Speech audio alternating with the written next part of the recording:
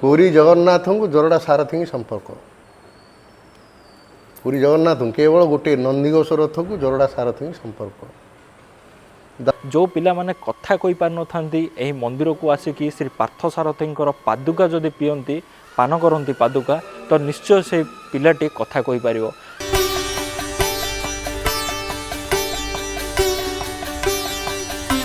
जदि जरड़ागढ़ रथ आगक बढ़ी न थाए पुरी रे श्री जगन्नाथ रथ मध्य आगक बढ़ी न थाए। यह गोटे सत्य घटना अटे।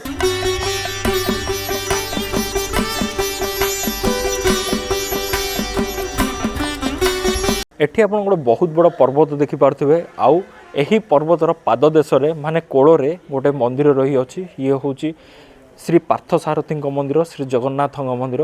रथयात्रा बहुत धूमधाम रे पालन होची तो आपण माने आसंतु आपण मानकर किछिटा टाइम काढी की एठी आउ एठी श्री जगन्नाथ बलभद्र सुभद्रा पूजा पांदी नाही।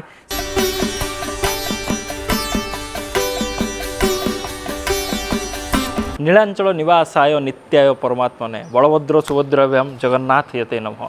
मु आज अच्छी पार्थ सारथी मंदिर आमर ओडिशार गंजाम जिलार पात्रपुर ब्लॉक अंतर्गत जरड़ागढ़ ग्राम। आउ ए जरड़ागढ़ ग्राम रे पार्थ सारथी माने श्रीकृष्ण सारथी रूप में पूजा पाती। आसतु देखा केमिति श्रीकृष्ण सारथी रूप में पूजा पाती आउ किपरि पूजा करा जाए। पूजकों को पचारिबा जे सेवक अच्छा पचारिबा मंदिर विषय प्रत्येक रहस्य ये मंदिर रही। एत छोट मंदिर हेले मध्य ए रहस्य रे घेरी रही मंदिर विषय निश्चित आम जाना। चलतु डेरी नक आज आम वीडियो को स्टार्ट करवा। जो मैंने भी नुआ अच्छा आम चैनल सब्सक्राइब करने सहित बेल आइकन को क्लिक करेंगे और अपडेट वीडियो भी देखिपारे। So let's go and let's begin to the video.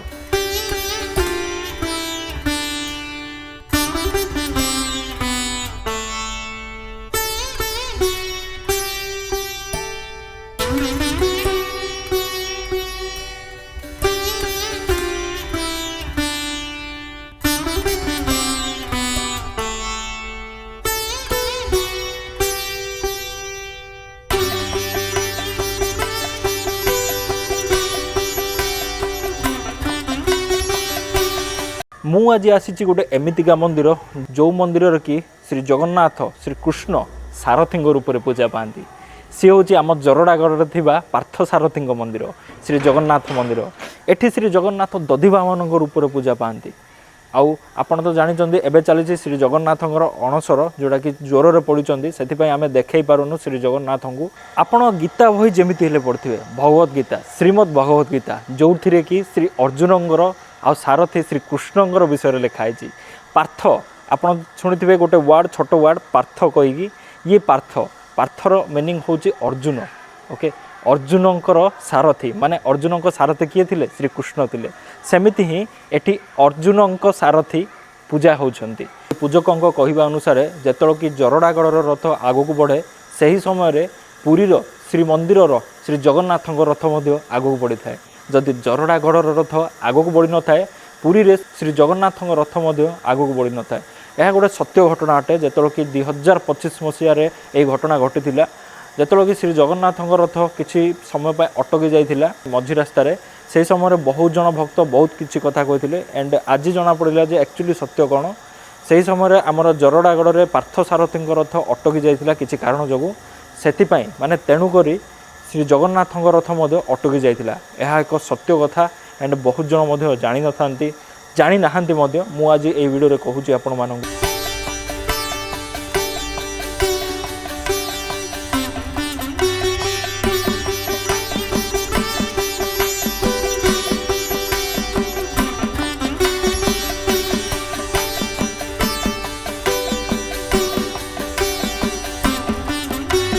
मु जो छिड़ा है सिंहद्वार प्रांगण में महाप्रभु सिंहद्वार आ मोर पछपटे आप देखिपे ये हूँ महाप्रभुंर गर्भगृह भीतर को रास्ता जो थ्रु कि आप गर्भगृह को जापरें। एवं तो महाप्रभु आपन को दर्शन देवेनि कौन पाई ना महाप्रभु एवं अणसर पड़ुंट माने ज्वर हो महाप्रभु को जमीती कि कहुए श्री देवस्नान पूर्णिमा पर महाप्रभु को ज्वर हुए आउ यही ज्वर 15 दिन धरी लगी रही थाए। आउ तापरे ମହାପ୍ରଭୁ ରଥରେ ବସି ଯାଆନ୍ତି ମାଉସୀ ମା ଘରକୁ। ଏହା ସତ୍ୟ ଆଉ ଏହା ଆମର ପୁରୀ ମନ୍ଦିରରେ ମଧ୍ୟ ଆପଣ ଦେଖିପାରୁଥିବେ। ସେମିତି ହିଁ ଆମର ଏଇ ଯେଉଁ ଜରଡ଼ାଗଡ଼ ରହିଛି, ଜରଡ଼ାଗଡ଼ରେ ପାର୍ଥସାରଥୀଙ୍କ ମନ୍ଦିର ସେମିତି ହିଁ ପାଳନ କରାଯାଏ। ଆଉ ଏଠି ଶ୍ରୀ ଜଗନ୍ନାଥ, ବଳଭଦ୍ର, ସୁଭଦ୍ରା ପୂଜା ପାଆନ୍ତି ନାହିଁ। ଶ୍ରୀ ଜଗନ୍ନାଥ ଏଠି ପୂଜା ପାଆନ୍ତି ଦଧିଭାବନଙ୍କ ରୂପରେ। ଦଧିଭାବନ ଅର୍ଥ ହେଉଛି ଶ୍ରୀ ଜଗନ୍ନାଥଙ୍କର ବାମନ ରୂପ। ଶ୍ରୀ ଜଗନ୍ନାଥ ତାଙ୍କ ବାମନ ରୂପରେ ପୂଜା ପାଆନ୍ତି ଆଉ ବାମନ ରୂପରେ ହିଁ ସେ ରଥରେ ବସି ମାଉସୀ ମା ଘରକୁ ଯାଆନ୍ତି। ମହାପ୍ରଭୁଙ୍କର ଯେତେବେଳେ କି ମହାପ୍ରଭୁ ଅଣସରରେ ପଡ଼ନ୍ତି ତାର 15 ଦିନ ପରେ ରଥଯାତ୍ରା ପାଳନ କରାଯାଏ। ମାନେ ମହାପ୍ରଭୁ ରଥରେ ବସି ମାଉସୀ ମା ଘରକୁ ଯାଆନ୍ତି। ସେମିତି ହିଁ ଏଠି ଆପଣ ଦେଖିପାରୁଥିବେ ରଥ କାଠର ବନ୍ଧା ଚାଲିଛି, ତିଆରି ଚାଲିଛି ରଥ। ଆଉ ସେଠି ରଥ ମଧ୍ୟ ତିଆରି ହୋଇଗଲାଣି। ଆମେ ଦେଖିବା ରଥ କେମିତି ତିଆରି ହେଉଛି ଆଗରେ। ଇଏ ହେଉଛି ଗୋଟିଏ ରଥ। ଗୋଟିଏ ରଥ କ'ଣ ପାଇଁ ଆପଣ ଭାବୁଥିବେ? କ'ଣ ପାଇଁ ନା ଏଠି ବସନ୍ତି ଆମର ଦଧିଭାବନ ମହାପ୍ରଭୁ, ଯିଏକି ଜଗନ୍ନାଥଙ୍କର ଗୋଟିଏ ରୂପକୁ ଦଧିଭାବନ ବୋଲି କୁହାଯାଏ। এই ଦଧିଭାବନ ମହାପ୍ରଭୁ ଗୋଟିଏ ରଥରେ ବସନ୍ତି ଆଉ ସେ ଯାଆନ୍ତି ମାଉସୀ ମା ଘରକୁ।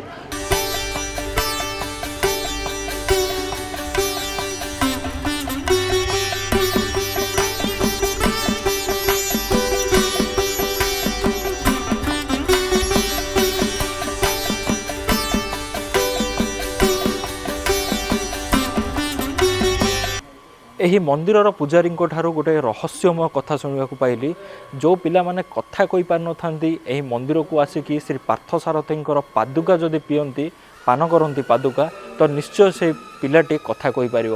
ଏହା ଏକ ରହସ୍ୟମୟ କଥା। ମୁଁ ବି କେବେ ଭାବି ପାରିନଥିଲି ଯେ ଏମିତି ହୋଇପାରିବ ବୋଲି। କିନ୍ତୁ ସେ ଏକ୍ଜାମ୍ପଲ୍ ଦେଇକି ମଧ୍ୟ କହିଛନ୍ତି ଯେ ଗୋଟେ ପିଲା ନିଶ୍ଚିତ ଆସିକି ଯାଇଛି ଯିଏକି ଏବେ କଥା ମଧ୍ୟ କହିପାରୁଛି।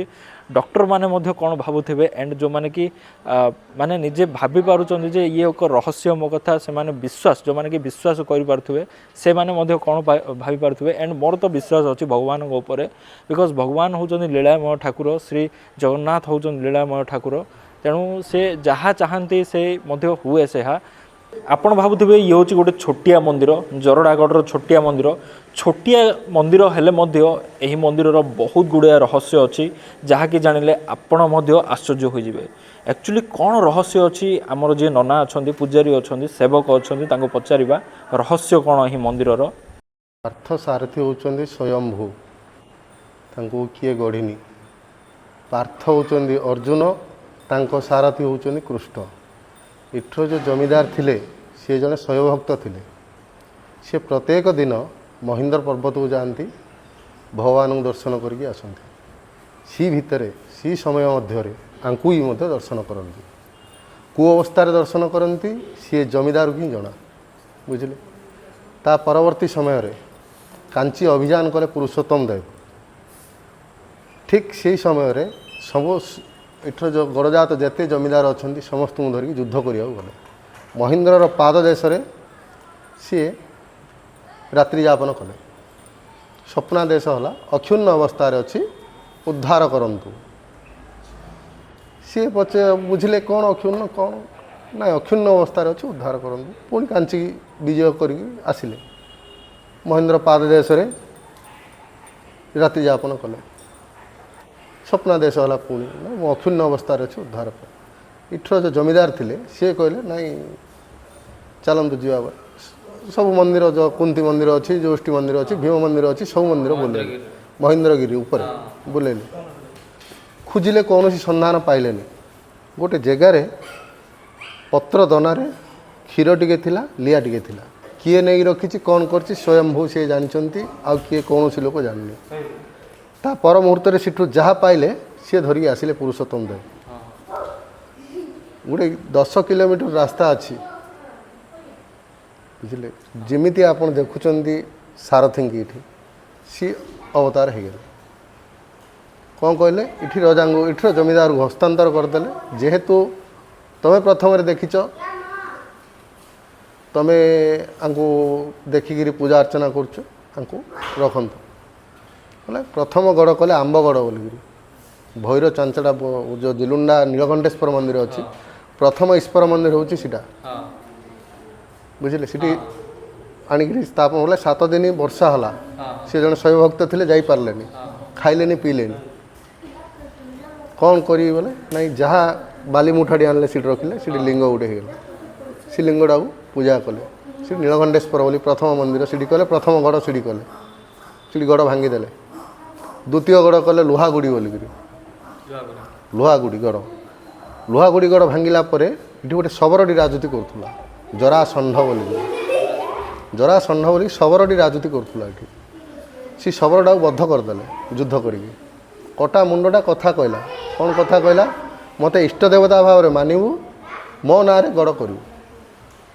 ସେଥିପାଇଁ ଜରାସଣ୍ଢ ନାଁରେ ଜରଡ଼ା ବୋଲି କଲେ, ତାକୁ ଇଷ୍ଟଦେବୀ ଭଳିଆ ପୂଜା କଲେ।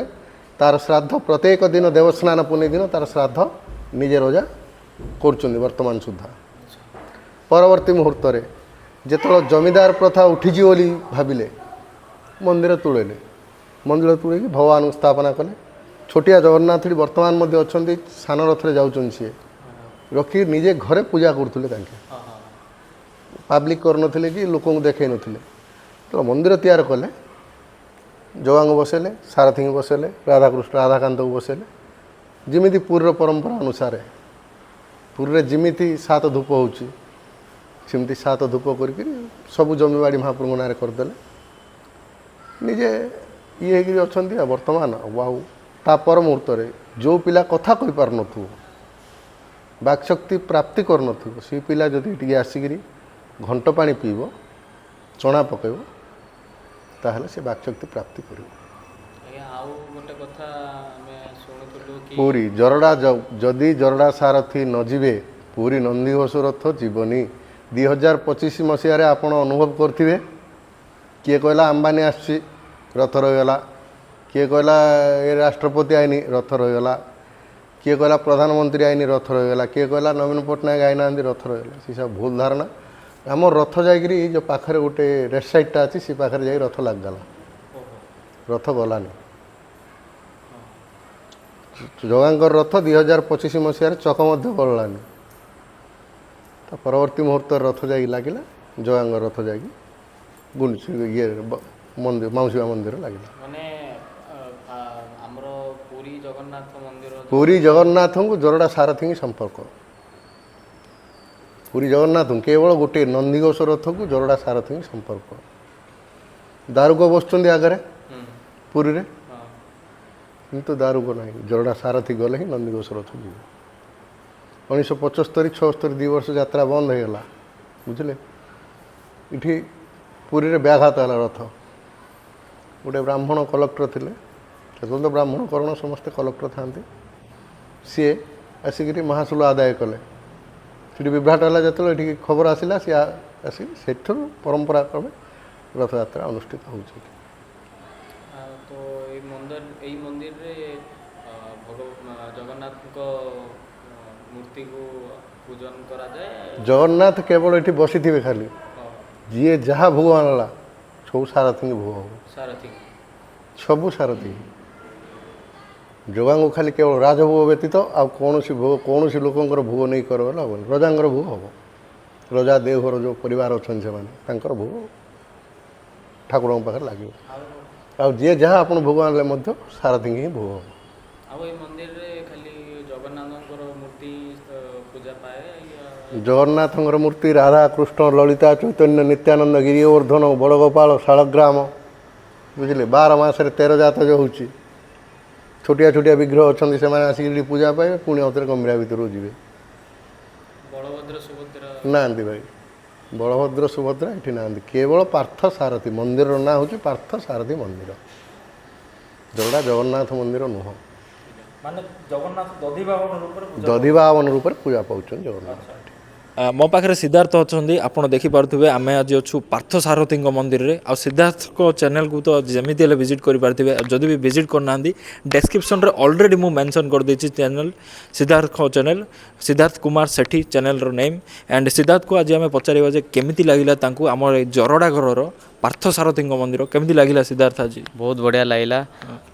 First of all thank you କହିବି ଶ୍ରୀ ଜଗନ୍ନାଥ, ତାଙ୍କର ଆଶୀର୍ବାଦ ପାଇଁ ଆମେ ଏଠି ଆସି ଏତେ ଦୂର ଆଜିର ଟ୍ରାଭେଲ୍ କରି ଆସିପାରୁଛନ୍ତି ବର୍ଷାରେ ଆଉ ସେକେଣ୍ଡଲି ଥ୍ୟାଙ୍କ ୟୁ କହିବି ଆପଣମାନଙ୍କୁ ଆପଣମାନେ ଏତେ ସପୋର୍ଟ କରିବା ପାଇଁ ହିଁ ଆମେ ନୂଆ ନୂଆ ମନ୍ଦିର ଯାଇକି ଆମେ ଇତିହାସ ତା ବିଷୟରେ ଜାଣିପାରୁଛୁ ମେନ୍ କଥା ରହିଲା କି ଭଗବାନଙ୍କୁ ଦର୍ଶନ କରିପାରୁଛୁ ଭିଡ଼ିଓଗ୍ରାଫି ତ ଆମେ କରୁଥିବା ହିଁ ବାକି